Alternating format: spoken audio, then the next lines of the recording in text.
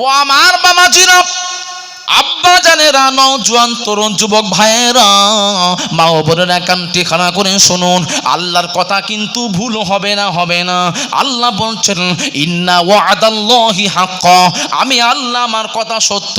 আল্লাহ যেহেতু বলেছেন মুসলমানরা সফলতা পেয়ে গেছে, নিশ্চয়ই সফলতা পেয়ে গেছে। বাবাজি, আমি এখানে একটা রাজ লুকিয়ে আছে, তথ্য লুকিয়ে আছে, আমি তথ্যটা আপনাদের কাছে পরে বলবো। এবার চলে আসুন তাফসীরের মধ্যে ঢুকে যাই। আল্লাহ বললেন কদ আফলাহাল মুমিনুন, মুমিনদের সম্বন্ধে আল্লাহ জানাচ্ছে অন্যত্রে।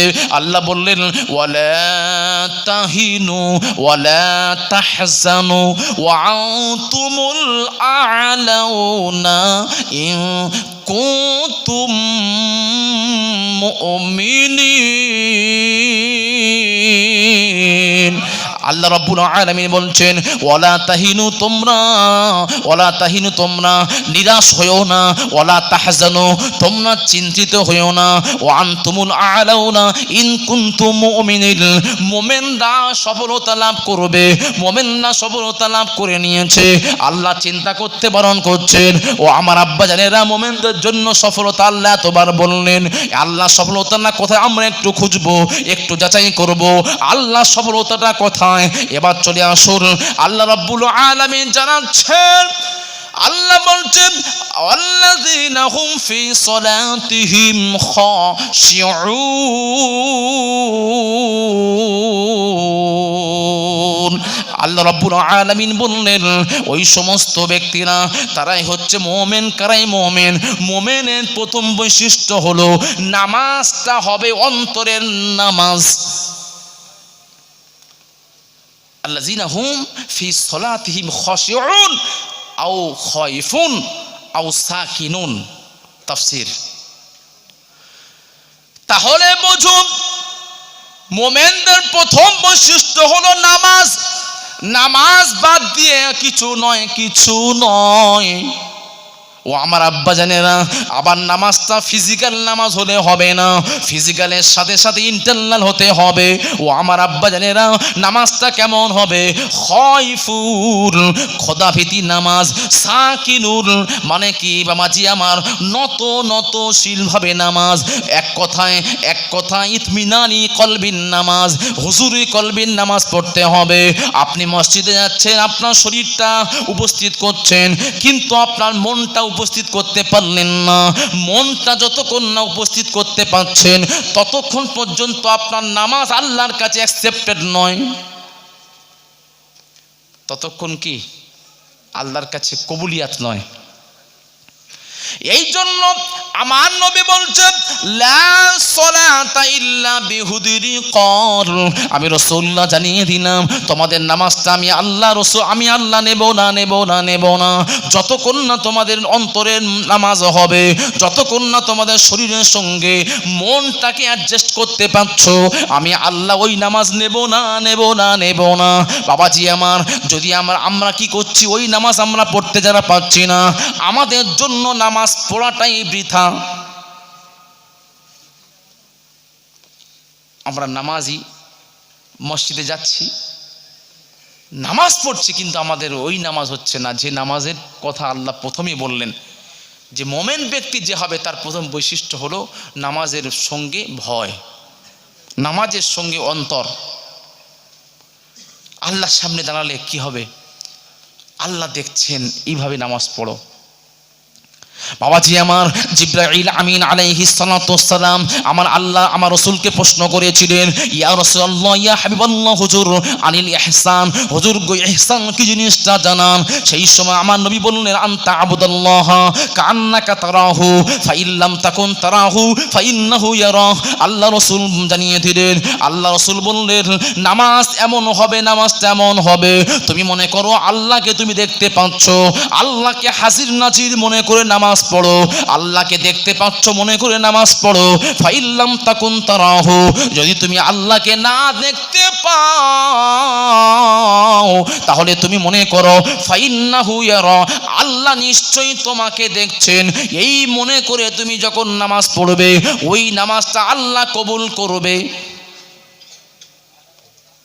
কি কথা বুঝে আসছে তো? নাকি নামাজের কথা বলছি বলে কষ্ট হচ্ছে? বাবাজি পিছন দিয়ে কি বলছেন? হ্যাঁ, তাহলে মোমেনের নামাজটা কেমন হবে? আমরা কিন্তু গতানুগতিক নামাজি। নামাজ না পড়লে বউ ভাত দেবে না। বউ বলেছে তুমি আগে এসে নামাজ পড়ে এসো তবে ভাত দেবো, ওই তাড়াতাড়ি করে নামাজ পড়ে এলো, ডিউটি পালন করছে। এটা ডিউটি নয়, আল্লাহর ভয়ে নামাজ পড়তে হবে তোমাকে। আর ওই নামাজ যদি আপনার মধ্যে একবার চলে আসে তখন আপনার জন্য সোনায় সোহাগা।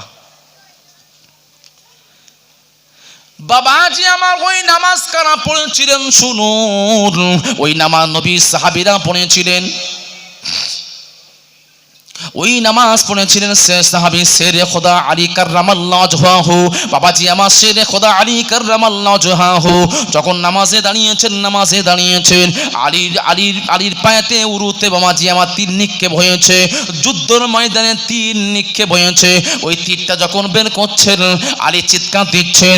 আলী চিৎকার দিয়ে দেখে আমার নবী কষ্ট পেয়ে গেছেন। আমার নবী বললেন সাহাবীরা রে তোমরা এখন তীরটা বের করো না।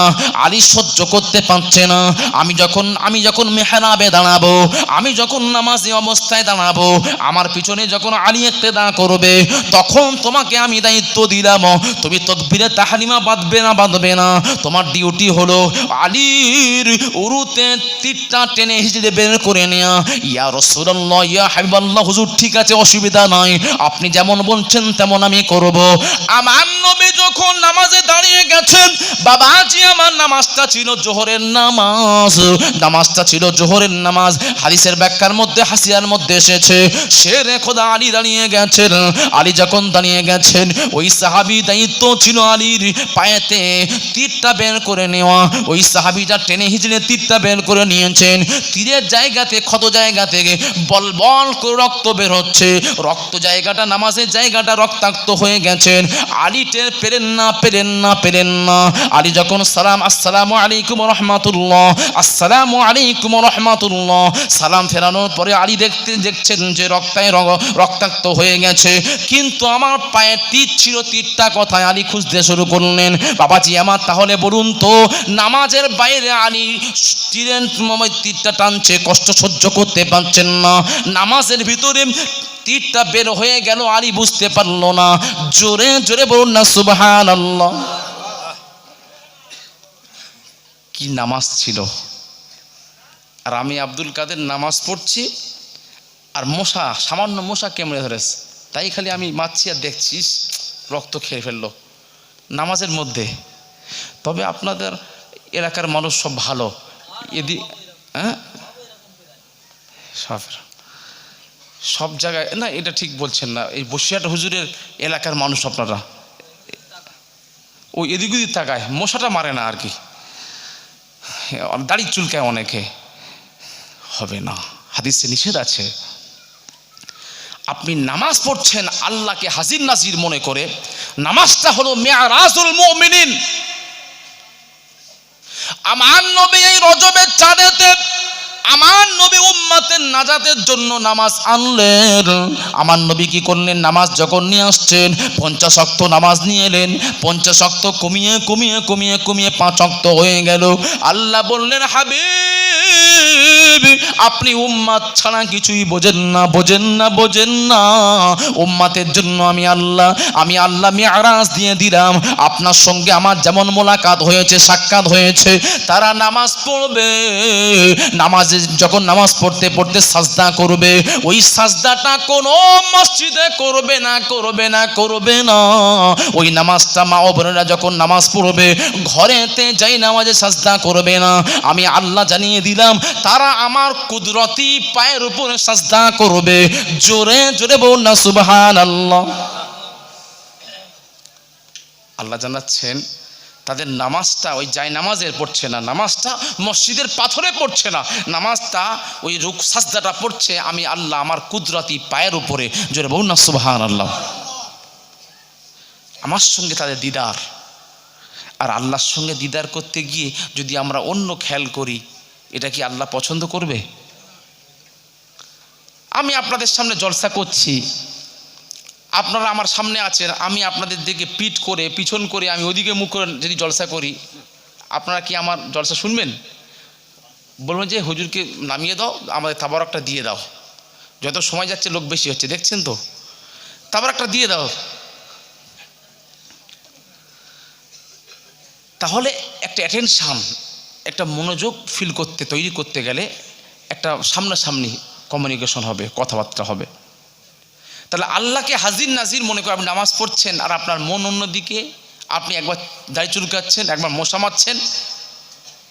ওই নামাজটা প্রথম প্রত্যেকের জন্য হয়, কিন্তু নামাজটা যখন আপনাকে উন্নত নামাজের ফার্স্ট ক্যাটাগরি পৌঁছে যাবেন, যে ক্যাটাগরির নামাজগুলো সাহাবা হুজুরদের ছিলেন, যে ক্যাটাগরির নামাজটা ছিল আমার নবীদের, সিদ্দিকিনদের, আল্লাহ ওয়ালাদের নামাজ,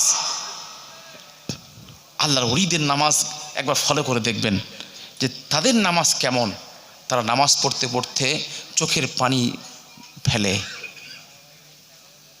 বাবাজি আমার নিজের চোখে দেখা আমার পীর মুর্শিদ ফুরফুরা পীর বাবাজি আমার হুজুর কিবলাদের নামাজ দেখেছি। তারা নামাজ পড়ছেন, চোখ দিয়ে টপ টপ করে পানি টোসা গড়িয়ে যাচ্ছে। আমি যখন ফুরফুরাতে পড়তাম মনে করতাম কি ব্যাপার, নামাজের মধ্যে আবার কাঁদে কেন? তখন তো সব কিছু বুঝি না ছাত্র অবস্থায়, যে নামাজ পড়ে আবার কাঁদে কেন। তারপরেই বুঝলাম যে নামাজের মধ্যে কান্না কেন আসে। আল্লাহ আল্লাহ গো আপনার হুকুম পালন করছি মাবুদ, আল্লাহ গো আপনার সামনে দাঁড়িয়েছি, আল্লাহ আল্লাহ গো আপনি তো সবই দেখতে পাচ্ছেন। আল্লাহ আপনি যদি আমার নামাজটা কবুল না করেন আমি বেকার হয়ে যাবে, আমার নামাজটা সময়টা বেকার হয়ে যাবে। আল্লাহ আমার গুনাহগার, আল্লাহ গো আমার নামাজটা কবুল হচ্ছে কিনা জানি না, আল্লাহ আপনি কবুল করে নিন।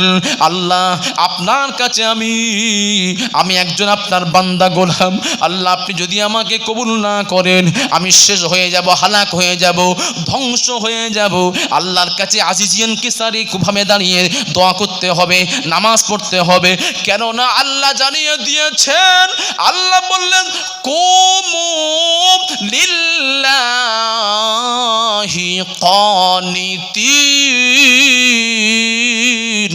আল্লাহ বললেন বান্দা আমার কাছে তোমরা নত হয়ে দাঁড়িয়ে যাও। জোরে জোরে বলুন সুবহানাল্লাহ। আল্লাহ বলছে যে আমার কাছে যখন তোমরা দাঁড়াবে তোমার চোখের পানি যেন পড়ে। সেই নামাজ কোথায়? বাবাজি আমার জুমার নামাজ আমরা জানি জুমার নামাজ 22 রাকাত, কিন্তু বাবাজি আমার বর্তমান যুগের জেনারেশন ছেলেরা, ইয়ং ছেলেরা, বর্তমান যুগের নামাজিরা তারা ওই 22 রাকাত নামাজ পড়ে না, জুমার দিনেতে 2 রাকাত নামাজ পড়ে পালিয়ে আসে। তবে আপনাদের এলাকায় সব নেই, হ্যাঁ ও এদিকেও আছে, কি আশ্চর্য। বাবাজি আমার বসিয়াটি আল্লামা রুহুল আমিন বসিয়াটি হুজুর লিখেছেন নামাজ শিক্ষা। ওই নামাজ শিক্ষা দেখবেন যে আপনার জুমার নামাজ 22 রাকাত, আর হুজুর কেবলার যে লেখা প্রত্যেকটা মাসলা মাসাইল ওই নামাজ শিক্ষার চেরিটা এখন হয়েছে মোদাল্লাল নামাজ শিক্ষা। দেখবেন আপনাদের এদিকে একজন মহাশয় করেছেন, তার নামটা ভুলে যাচ্ছি, 2 খণ্ডে এই চেটি বইটা মোটা করেছে, মানে প্রত্যেকটা কথার পিছনে হাদিস আছে কিনা, কোন ফেকার কিতাবে আছে, প্রত্যেকটা উনি মোদাল্লাল করেছেন। কি নাম? হ্যাঁ আবু জাফর সাহেব, ঠিক বলেছেন, নামটা মনে ছিল না। খুব মানে খেদমত করেছেন। তাহলে হুজুর কেবলার লেখনী সেখানে লিখছেন যে 22 রাকাত জুমার নামাজ। আপনি গিয়ে প্রথম ঢুকছেন কি করবেন? তাহিয়াতুল মসজিদ পড়বেন, তাহিয়াতুল উজু, যেটা আমরা দখলিল মসজিদ পড়ি সেটাও আবার 2 রাকাত পড়বেন। তাহিয়াতুল মসজিদ বলা হয়, কেউ দখলুল মসজিদ বলে। তাহলে 2 রাকাত তাহিয়াতুল উজু হয়ে গেল, 2 রাকাত কি হলো? দখলুল মসজিদ পড়লাম, 4 রাকাত হয়ে গেল। তারপর আপনি কি করছেন? কবলাল জুমা, জুমার নামাজের আগে 4 রাকাত সুন্নত নামাজ আপনি পড়লেন, পড়া হয়ে গেল। পড়ার পরে আপনার ইমাম সাহেব খুতবা দিল, জামাতের সঙ্গে আপনি 2 রাকাত নামাজ পড়লেন। তাহলে ওই 2 রাকাত জোহরের নামাজটা তো চার রেখাত, 2 রেখাত হলো কেন, অনেক মশলা আছে যে ওই বাকি 2 রেখাত, আপনি 2 রেখাতটা গণ্য হচ্ছে খোদবা যে আপনি শুনছেন ওটা 2 রেখাত বলে গণ্য, ওর ডিসকাস অনেক আছে। যাই হোক, তাহলে 10 হয়ে গেল, 2 রেখাত নামাজ 10। তারপরে বাদাল জুমার নামাজের পরে আরও 4 রেখাত সুন্নাত নামাজ বাদাল জুমা, তাহলে কত হলো 14। আবার 4 রেখাত কি আখরি জোহর। জুমার নামাজ ওটা শহরবাসীদের জন্য, এখন আমাদের প্রত্যেক গ্রামে গ্রামে জুমা চলছে, এটা বসিরহাট আল্লামা হুজুর ফতোয়া দিয়ে গেছেন যে চলবে। যখন কোনো সন্দেহ পানি থাকে, পানি নেই, পানি আছে 1 লোটা পানি, কিন্তু আপনাকে মায়ে মাশকুক সন্দেহ পানি হতে বিড়াল মুখ দিয়েছে অথবা আপনার মুরগি মুখ দিয়েছে, মাসলা হলো আপনাকে তায়াম্মুম করতে হবে এবং উজু করতে হবে। শুধু তায়াম্মুমে নামাজ হবে না, তায়াম্মুমও করবেন এবং ওই পানি দিয়ে উজু করবেন। এই জন্য আল্লামা হুজুর বলে লিখছেন কিতাবের মধ্যে যে আপনাকে ওই জুমার পড়ার পরে ও আখরি জোহর পড়তে হবে। যদি বাই চান্স ছুটে যায় আল্লাহর কাছে, তাহলে আপনার জোহরটা আপনার বাদ গেল না, জোহরটা আপনি পেয়ে গেলেন। আল্লাহ ওলিদের তাহকিকের কথা। তাহলে কত হলো 18। তারপরে কি করবেন, সুন্নাতুল ওয়াক্ত 2 রেখাত নামাজ পড়বেন, কত হলো 20। তারপরে নফল নামাজ 2 রেখাত। এই 22 রেখাত পুরো ডিটেলস লেখা আছে। আমরা সেই হুজুর কেবলার অনুসারের মানুষ, হুজুর কেবলা আমাদের সামনে নামাজ শিক্ষা দিয়ে সহজ করে দিলেন, আর আমরা 2 রেখাত নামাজ পড়ে চলে আসব, এটা কেমন করে হয়? এটা হয় না। হ্যাঁ, আর আপনাদের বাক্যে মসজিদে যেতে বলে, সারা দিন যাচ্ছেন না, কোনো দিন যাচ্ছেন না, জুমার দিনে সপ্তাহে 1 দিন গিয়ে হৈ হৈ করে চলে আসছেন, মানুষকে মুসল্লিদের ক্ষতি করছেন, সামনে গিয়ে দাঁড়াচ্ছেন, চলে আসছেন, কেন? এসব করবেন না। নামাজ যদি পড়তে হয় সম্পূর্ণ পড়ুন, এটা আপনাদের কাছে আমার অনুরোধ। বাদ দিয়ে বসিরহাট হুজুরকে আপনারা লজ্জা দেবেন না, হুজুরকে ছোট করবেন না, এটা আপনাদের কাছে আমার অনুরোধ। নামাজ পড়তে হন, গেছেন, যান, সব পড়ে চলে আসুন। প্রথম কষ্ট হবে, একসঙ্গে 22 রেখাত কষ্ট হবে, হওয়া স্বাভাবিক। এমন একটা সময় আসবে আপনার কষ্ট মনে হবে না। বাবাজি আমার ও আমার আব্বা জানেরা, নওজোয়ান তরুণ যুবক ভাইয়েরা, নামাজের মধ্যে যখন আপনার স্বাদ এসে যাবে, লজ্জাত পেয়ে যাবে, নামাজের মধ্যে মজা পেয়ে যাবে, ওই নামাজটা আপনার জন্য হালকা হয়ে যাবে। বাবাজি আমার নামাজ কেমন আমার নবী পড়তেন? আম্মা জান আয়েশা সিদ্দিকা রাদিয়াল্লাহু তাআলা আনহা বলছেন, লাখো লাখো হাদিসের হাফেজা আম্মা জান আয়েশা বলছেন, আমার স্বামীর ঘরটা খুব ছোট ছিল, আমার স্বামীর ঘরে দরওয়াজা ছিল না, চামড়ার দরজা ছিল, দরজা ছিল। আমি আমার নবীকে নিয়ে কতটা ছোট ঘরেতে ছিলাম। আমার নবী আমার এত নামাজ পড়তেন, আমার নবী আমার রাতের বেলা নামাজ পড়তেন। আমি আয়েশা মাঝে মাঝে মনে করতাম, পাহাড়ে পাথর যেমন নড়ে না, আমার নবী নড়তেন না। আমি মনে ভয়ে পেয়ে যেত, আমার নবী কি দুনিয়াতে বিদায় নিলেন নাকি। আমি আয়েশা আমার নবীর পায়েতে চিমটি কাটতাম। যখন আমার নবী একটু পাটা নাড়া দিতেন, তখন আমি আয়েশা আশ্বাস পেতাম, না আমার নবী হায়াতে আছেন। জোরে জোরে বলুন না সুবহানাল্লাহ। কি নামাজ ছিল আমার নবীর। বাবা নামাজের মধ্যে বিনয়ী ভাব আনবেন, নামাজ কোনোদিন তাড়াতাড়ি পড়বেন না, নামাজের মধ্যে রিল্যাক্স আনতে হবে। বাবাজি আমার তাদিলার কাম করতে হবে। আপনি রুকু করবেন, রুকু যেমন এমনভাবে করবেন, আপনার 1 গ্লাস পানি যেন আপনার পিঠে রাখলে পানি যেন না পড়ে যায়, পিঠটা থাকবে সোজা। হাদিস পাকের মধ্যে এসেছেন, আমার নবীর পিঠের উপরে একবার সাহাবী পানি রেখেছিলেন, পানি দেখলেন যে পানিটা হেললো না, পিঠ, আমার নবীর পিঠটা একদম সোজা ছিল, সোজা ছিল। আমার নবী সাহাবীদেরকে তালিম দিয়েছেন, সাহাবীরা রে এইভাবে তোমরা নামাজ পড়বে, নামাজ পড়বে। ও আমার আব্বা জানেরা, আমার নবী যখন সাজদায় চলে যেতেন, সাজদায় গিয়ে সুবহান রাব্বিয়াল আলা পড়তেন, 3 বার পড়তেন। 3 বার পড়ার পরে আবার বসতেন। আমার নবী ওই বসে ওখানে রিল্যাক্স করতেন। তাড়াতাড়ি বসলে উঠলে হবে না, ওখানে একটু সময় দিতে হবে, ওখানে তাসবিহ পড়তে হবে। আল্লাহুম্মা গফিরলি ওয়ারহাম। বাবাজি, আমার হানাফি মাযহাবের ফতোয়া হলো আল্লাহুম্মা গফিরলি, অন্তত এই শব্দটা বলতে হবে। 2 সাজদার মাঝখানে ওখানে দোয়া কবুল হয়। আমার নবী বললেন 2 সাজদার মাঝখানে জায়গাটা, ওই জায়গাটা দোয়া কবুল হয়। এই জন্য আল্লাহুম্মা গফিরলি, আল্লাহ গো আপনি আমাকে ক্ষমা করুন, এতটুকু বললেই যথেষ্ট হয়ে যাবে। নামাজে তাড়াতাড়ি করলে হবে না, হবে না, হবে না। আমার নবী বললেন সবচাইতে নিকৃষ্ট চোর হলো নামাজের মধ্যে যে ব্যক্তি চুরি করে, ওই ব্যক্তি হলো সবচাইতে নিকৃষ্ট চোর। এই কথা বলার সাথে সাথে সাহাবা হুজুররা প্রশ্ন করলেন, ইয়া রাসূলুল্লাহ, ইয়া হাবিবাল্লাহ হুজুর, কাইফা ইয়াসরিকু ফিস সালাহ? হুজুর গো, নামাজের মধ্যে চুরি আবার কেমন জিনিস আপনি আমাদেরকে জানিয়ে দিন। আমার নবী বললেন লা ইয়াতিম্মু রুকুআহা ওয়ালা সুজুদাহা, যারা নামাজের মধ্যে ঠিকমতো রুকু করে না, ঠিকমতো সাজদা করে না, তাহলে তারাই নামাজটা চুরি করলো, ওই নামাজ আল্লাহ গ্রহণ করবে না। তার নামাজের মধ্যে কোনো তাড়াতাড়ি করা যাবে? আপনি বেড়াতে গিয়ে যেমন রিল্যাক্স মনে করেন যে সময় আমি বেড়াতে এসেছি, সময় নিয়ে এসেছি, থাকবো, ঘুরবো, আমার মধ্যে রিল্যাক্স করব, তা মসজিদে গিয়েও তাড়াহুড়া করা যাবে না। যদি তাড়াহুড়ো করেন আপনার লাভের থেকে লোকসান বেশি হবে, আপনার বেশি লস হবে। যারা জুমার দিনেতে গিয়ে তাড়াহুড়া করে চলে আসেন তাদের জন্য আল্লাহ কি বলছেন দেখুন। আল্লাহর কোরআন খুলুন, কোরআনের মধ্যে আল্লাহ সব জানিয়ে দিয়েছেন।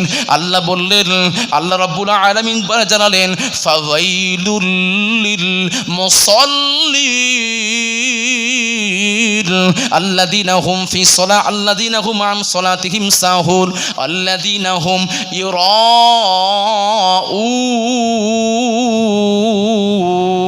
আল্লাহ রাব্বুল আলামিন জানালেন, আল্লাহ বলছেন ফাইলুল লিল মুসাল্লিন, একদল নামাজি হবে, একদল নামাজি নামাজ পড়ে ও জাহান্নামে যাবে। সেই জাহান্নামটার নাম আল্লাহ ঠিক করলেন ওয়াইল নামক জাহান্নাম। জাহান্নাম কটা বলেন? জাহান্নাম কটা? 7টা জাহান্নাম। আর জান্নাত কটা? 8টা। তা 7টা জাহান্নামের মধ্যে একটা হলো ওয়াইল। এই ওয়াইল নামক জাহান্নামে যাবে কারা? কেবলমাত্র নামাজিরা। তাহলে মসজিদে নামাজ পড়েও জাহান্নামে আপনি যাবেন। কোন নামাজি জাহান্নামে যাবেন? আল্লাহ বলছেন ওই নামাজি যে নামাজের মধ্যে অন্তর থাকবে না, যে নামাজের মধ্যে তাড়াহুড়া করবে, যে নামাজি লোক দেখানোর জন্য নামাজ পড়বে, ওই নামাজটা আমি আল্লাহ গ্রহণ করব না। আমি আল্লাহ কিয়ামতের দিনে ওই নামাজটা তার মুখে ছুঁড়ে মারবো, তার জন্য ঠিকানা হবে জাহান্নাম। ও আমার আব্বা জানেরা, হাতে ধরে বলি, নামাজ যখন পড়ছেন পড়ার মতো পড়ুন। নামাজের মধ্যে হুড়াহুড়ি করবেন না, নামাজের মধ্যে বিনয়ী আনন, তাহলে আপনার নামাজটা আল্লাহ কবুল করবেন, নচেত আপনার নামাজটা আল্লাহ ছুঁড়ে মারবেন। নামাজের মতো নামাজ পড়ুন বাবাজি। ও আমার আব্বা জানেরা শুনুন, নামাজটা কেমন পড়বেন শুনুন। আমার নবী কোন রিওয়ায়াতের মধ্যে এসেছে, একজন ব্যক্তি এসে আমার নবীর মসজিদে নববীতে ঢুকে গেছে। অন্য ওই হাদিসের হাসিয়াতের মধ্যে এসেছে, ওই ব্যক্তি নয়, আমার নবীর নব সাহাবী, আমার নবীর কাছে সবে ইসলাম গ্রহণ করেছেন, মসজিদের নববীর মধ্যে ঢুকে গেছেন। তিনি বুঝতে পারেন নাই যে নবী ওই ধারে আছেন। তিনি নামাজ পড়লেন, নামাজ পড়ে যখন চলে আসছেন। আমার নবীকে দেখে সালাম দিলেন।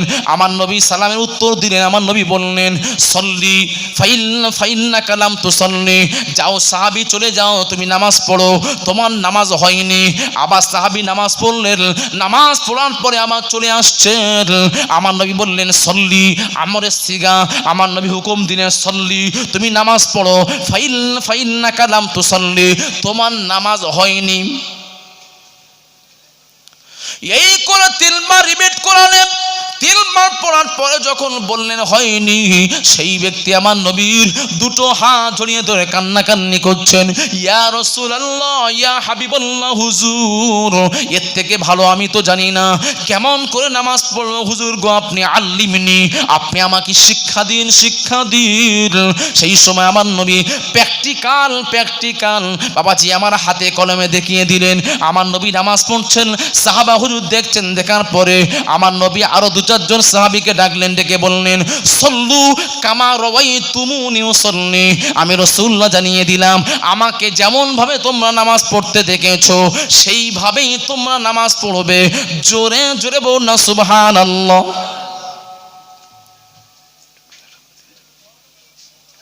দুরূদ শরীফ, আল্লাহুম্মা সাল্লি আলা। হ্যাঁ কি বলছ ভাই? আচ্ছা আমার পরে কেউ আছে? কটাই শেষ? 12টা শেষ হবে তো? কারেকশন হলে তো ফেরা হবে আর দেবে।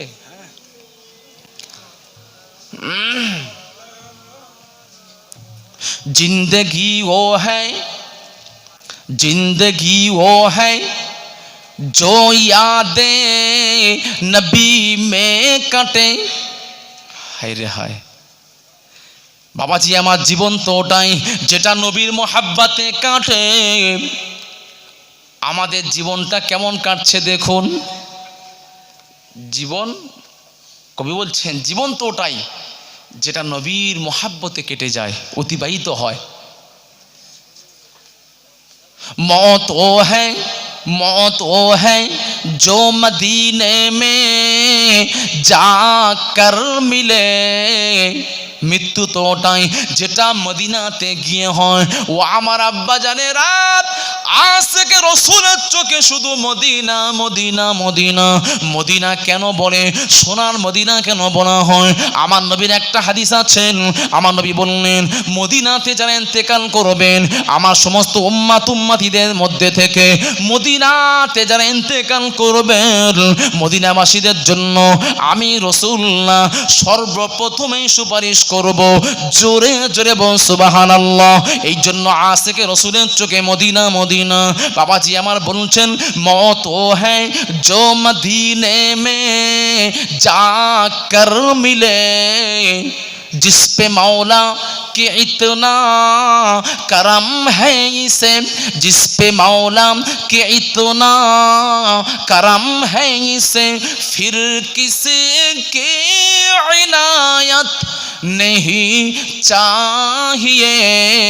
अल्लाहुम्मा सल्ली अला मोहब्बते सय्यदिना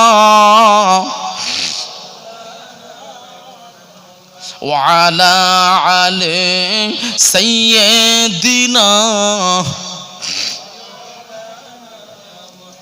ও আমার মা ও বোনেরা, আম্মা জান আয়েশা সিদ্দিকা রাদিয়াল্লাহু তাআলা আনহার আদর্শে আদর্শিত হন।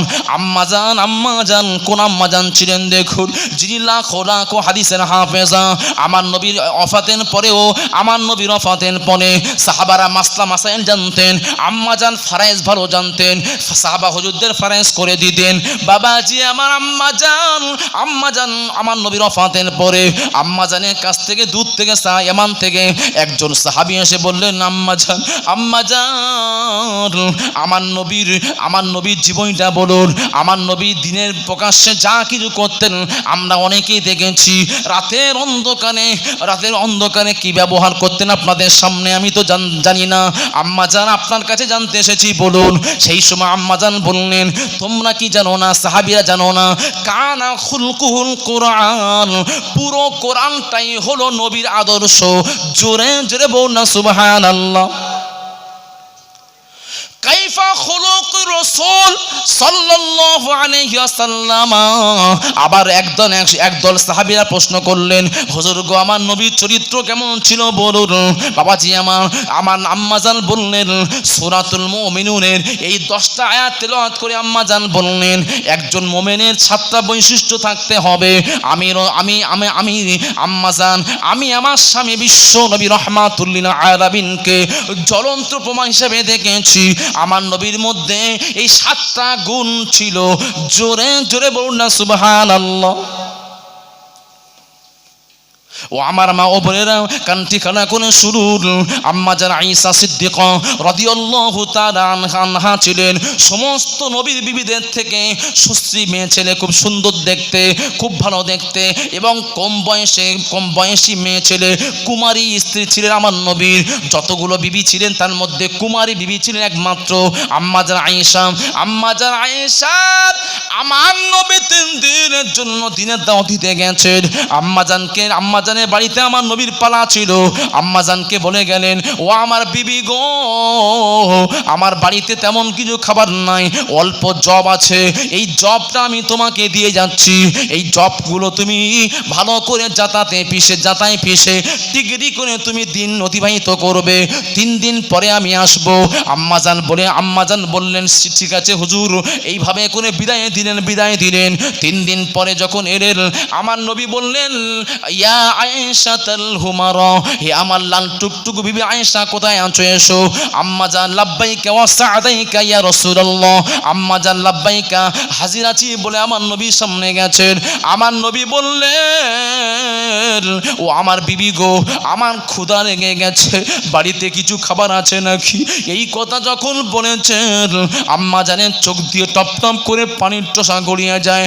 আমার নবী বুঝতে পেরেছেন আম্মাজান কেন কাঁদছেন, বুঝতে পেরে আমার নবী বললেন, ও আমার বিবি গো, না কেঁদো না। আমার মনে ছিল না, আমার বাড়িতে তো কিছু নাই, আমার মনে ছিল না। ও আমার বিবি, কিছু খেতে দিতে হবে না, তুমি আমার জন্য মশক থেকে ঠান্ডা পানি আনো, 1 গ্লাস পানি দাও, আমি পানি পান করব। পানি আনতে গেছেন, পানি নিয়ে এসে স্বামী দিলেন, দেওয়ার পরেও কান্নাকান্নি করছেন। আমার নবী বললেন, বিবি তুমি এখনো কাঁদছো কেন? আমি তো তোমাকে বলছি না আমার ভুল হয়ে গেছে, আমার মনে ছিল না, বাড়িতে কিছু খাবার নেই, মনে ছিল না, তুমি কেন কাঁদছো? না ইয়া রাসূলুল্লাহ, ইয়া হাবিবাল্লাহ, হুজুর বাড়িতে খাবার আছে।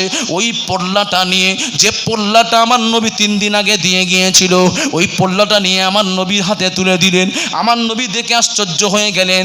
আমার নবী বললেন, আয়েশা গো, এটা তো 3 দিন পূর্বে আমি তোমাকে খাওয়ার জন্য দিয়েছিলাম, তুমি 3 দিন না খেয়ে কিভাবে ছিলে বলো? সেই সময় আম্মাজান আয়েশা সিদ্দিকা রাদিয়াল্লাহু তাআলা আনহাতে চোখ দিয়ে টপ টপ করে পানির টোসা গড়িয়ে যায়। আম্মাজান বলছেন, ইয়া রাসূলুল্লাহ, ইয়া হাবিবাল্লাহ, হুজুর আপনার অনুপস্থিতিতে আমার ক্ষুধা লাগে না। কারণ আপনি দিনের দাওয়াত দিতে গিয়ে কোথায় রাত কাটাচ্ছেন, কোথায় ঘুমাচ্ছেন না, কোথায় খাচ্ছেন কি খাচ্ছেন না, এই চিন্তাতে আমি আয়েশা আমার ক্ষুধা লাগে না। যখন আমার ক্ষুধা অল্প পায় তখন আমি বিসমিল্লাহির রহমানির রহিম বলে আমি পেট ভরে পানি পান করে নিলে আল্লাহ পাক আমার সারা দিনের ক্ষুধাকে নিবারণ করে দিতেন। জোরে জোরে বলুন না সুবহানাল্লাহ, আরো জোরে নারে তাকবীর। কি আদর্শ দেখেন, কি ভালোবাসা। স্বামী নেই বলে স্ত্রী খাচ্ছে না। আমাদের স্ত্রী এমন হবে, তবে আপনাদের এদিকের মা বোনেরা খুব ভালো, তবে আমাদের 24 পরগনা ডায়মন্ড হারবারের কথা বলছি, খুব আপডেট। হ্যাঁ, এই এটা ভুল বলছেন আপনি। সোনার মানে বসিরহাট লেখা আছে, কি সোনার শহর বলে লেখা আছে না বসিরহাট, কি একটা, ও হ্যাঁ প্রাণের শহর। আর প্রাণের শহর বসিরহাট, আপনি কি বলছেন? এদিকের স্ত্রীগুলোও প্রাণের, স্বামী ছাড়া কিছু বোঝে না এরা। আবার না বলছেন, এসব বলছেন ওদিকে, কিন্তু আমার ভাবিরা আছে, বোনেরা আছে, আপনি বাড়িতে গেলে খবর আছে আপনার। আচ্ছা হ্যাঁ, আর লম্বা চওড়া করবো না, ওদিকে বিরিয়ানিও ঠান্ডা হয়ে যাচ্ছে। বাবাজি আমার অনেকগুলো রাজহাঁস চলে এসছে। হ্যাঁ, এই রাজহাঁস মুরগি চলে আসেন, হ্যাঁ কারা নেবেন চলে আসেন বাবা তাড়াতাড়ি। দিয়ে দিয়ে আপনারা দিয়ে বিদায় নেই। আসেন, এই রাজহাঁস কে নেবেন? তাই তো দেশ তো একটা রাজহাঁস এসছে বাবাজি আমার। কে আমার নবীর পাগল আছেন? হ্যাঁ, আমার নবীর আশেক কে আছেন নবীর মজলিসে? আমার নবীর জন্য এই রাজহাঁসকে দাম কত? এটা দাম কি বলা হয়েছে নাকি কেমন? আচ্ছা, কে কত দেবে, কে নেবেন বলুন বাবা? একটা রাজহাঁস বড় কে নিতে চান? আচ্ছা 1000 বাবাজি বলেছেন। আচ্ছা আর কে বলবেন দেখি? 1000-এ তো হবে না, একটু দেখি, একটু ওঠেন বাবা। মাশাল্লাহ, কে কে ভাই 2000 কে দেখি বললেন? আমার ভাই বলেছে 2000। আচ্ছা আর কেউ? মাশাল্লাহ 2500 কে বললেন? আমি না দেখতে পেলে তো ওইভাবে। ও হ্যাঁ, আমার ভাই বলেছেন 2500। আচ্ছা এখন তো এই হাঁস তো 2500 তো হবে না, কাঁপছে, দেখুন না কাঁপছে, এ হবে না। ও না বলছে যে আমি 2500 দেবো না, এই জন্য একটু একটু দেন আমার নবীর মজলিসে।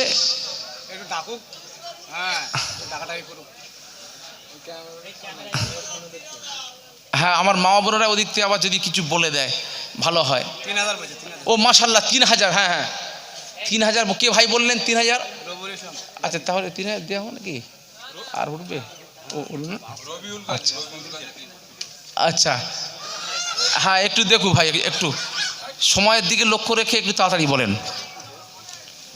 3000 পর্যন্ত উঠেছে। আর কেউ আমার নবীর প্রেমিক নেই? আস-সাখী ও হাবিবুল্লাহ, আমার নবী বলছেন আস-সাখী, যারা দান করে তারা আল্লাহর দোস্ত হয়ে যায়। যারা বলুন না সুবহানাল্লাহ।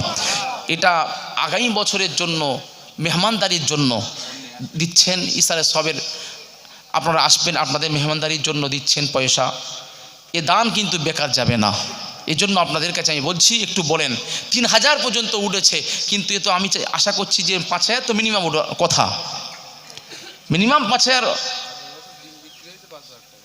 ও আচ্ছা আচ্ছা, না এবার আগের বছর বিক্রি হয়ে যাওয়া তো মানে বর্ষা হয়ে ঠান্ডা হয়ে গেছে আর কি। হ্যাঁ ওই জন্য। ও আচ্ছা হ্যাঁ, সে তো অবশ্যই, দাম তো না হলে এলো কেন? একটু দেখেন বাবাজি আমার, একটু দিলটা নরম করুন। আমার নবী বলছেন আস-সাখী ওয়া হাবিবুল্লাহি আল ফাকির ওয়া আদুবুল্লাহ, যারা দান করে আল্লাহর বন্ধু হয়ে যায়। বখিল আল্লাহ শত্রুতা করবে। বাবাজি আমার, আমার নবী সাহাবী আবু বকর সিদ্দিক রাদিয়াল্লাহু তাআলা আনহু, আমার নবী যখন ডাকলেন, ও আবু বকর যুদ্ধের জন্য যেতে হবে, যা আছে নিয়ে এসো। আবু বকর সব নিয়ে এলেন, গাড্ডি পুরলি ভর্তি করে আমার নবীর সামনে দিয়ে দিলেন। আমার নবী বললেন, আবু বকর এর মধ্যে তো ঝাঁটা আছে, এর মধ্যে সুচ আছে, সব আছে, তাহলে তুমি যদি সব নিয়ে আসো, বাড়িতে কি রেখে এসেছো? আবু বকর কাঁদতে কাঁদতে বললেন, ইয়া রাসূলুল্লাহ, ইয়া হাবিবাল্লাহ, হুজুর বাড়িতে আল্লাহ এবং তার রাসূলকে রেখে এসেছি। জোরে বলুন, আরো জোরে। বাবাজি আমার আসেন, এ দেনা তু দেনা নেই হ্যাঁ, এ দেনা তু লেনা হ্যাঁ। এ দিলে আখরাতে পাওয়া যায়, এটা দেওয়া নয়। এই জন্য আপনাদেরকে আমি বলছি আসেন বাবা। 3000 বললে হবে না, একটু ওঠেন, একটু দিলটা নরম করুন। মাশাল্লাহ, কে ভাই আমার একটু বলেন? 3200। একটু দেখুন ভাই, একটু দিলটা নরম করুন, একটু দেন ভাই। বাবাজি আমার, দান করলে বাড়বে, দান করলে আখরাতে পাওয়া যাবে। আর সাদাকাতু তারুদ্দুল বালা, আমার নবী বললেন দান করলে বাড়ির বালা মুসিবত দূর হবে। বাবাজি আমার, আপনি মনে করছেন আমি এই টাকাটা দান করলে তো বেকার চলে যাবে, এই টাকা থাকলে আমার ব্যাংক ব্যালেন্স হবে। না না না না, আল্লাহর হুকুম যখন চলে আসবে, আপনার সন্তানকে আল্লাহ বিমার করে দেবেন। ওই সন্তানকে চিকিৎসার জন্য 5000 কেন 10,000 চলে যাবে। আপনি হাঁটতে হাঁটতে পড়ে যাবেন, পায়ে মোচকা লেগে যাবে, আপনার ডাক্তার চিকিৎসা করতে গিয়ে 1 মাস আপনাকে রেস্ট দিয়ে দেবে, কত টাকা চলে যাবে। এই জন্য আল্লাহ রাস্তায় দিতে হয় বাবাজি আমার, সাদকা দিতে হয়। আমরা বছরে 3-4টে সাদকা দিই, নিজের কথা বলা ঠিক নয়, কিছু না হলেও সাদকা দিই, কারণ আমরা আলেম মানুষ জানি যে সাদকা দিলে বালা মুসিবত দূর হয়। কোথায় কি জলসা করে যাচ্ছি, কোথায় 4 চাকা খারাপ হয়ে যাচ্ছে, মুখ হচ্ছে, সাদকা দিলাম। যখন কোনো একটা অ্যাক্সিডেন্ট মনে করি সাদকা দিয়ে দিই, তার আগেও দিতে হয়। এই জন্য বাবাজি আমার, ছোট্টখাটো যদি কিছু হয়ে থাকে মনে করে সাদকা দেন, দান করুন, দেখবেন আল্লাহ পাক আপনার আরো বাড়িয়ে দেবে। দান করে কেউ গরিব হয়ে গেছে, নিঃস্ব হয়ে গেছে, এমন নজির নাই।